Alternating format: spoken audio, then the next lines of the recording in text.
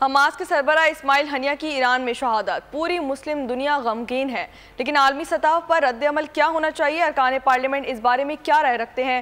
Parliament کی راہداریوں سے بتائیں گی مہپارہ زمان۔ سربراہ اسماعیل ہنیہ کی شہادت، اس میں مسلم ممالک کو کیا کرنا چاہیے اور پاکستان کو اس میں کیا کردار ادا کرنا چاہیے؟ آئیے جانتے ہیں اراکین پارلیمنٹ سے۔ اسماعیل ہنیہ ایک عظیم فائٹر تھے جو صرف خود نہیں شہید ہوئے، ان کے 3 بیٹے، ان کی پوتیاں اور ان کے خاندان کے 70 لوگ جو ہیں۔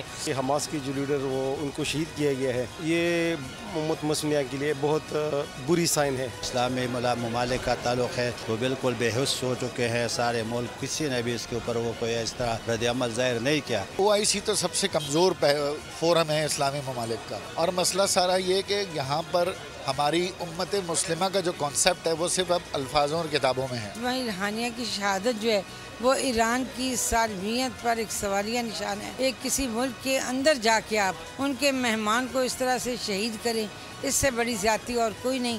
اراکین پارلیمنٹ کا کہنا ہے کہ اتحاد کے بغیر کوئی بھی قوم ترقی نہیں کر سکتی، اس پر تمام مسلم ممالک کو متحد ہونے کی ضرورت ہے۔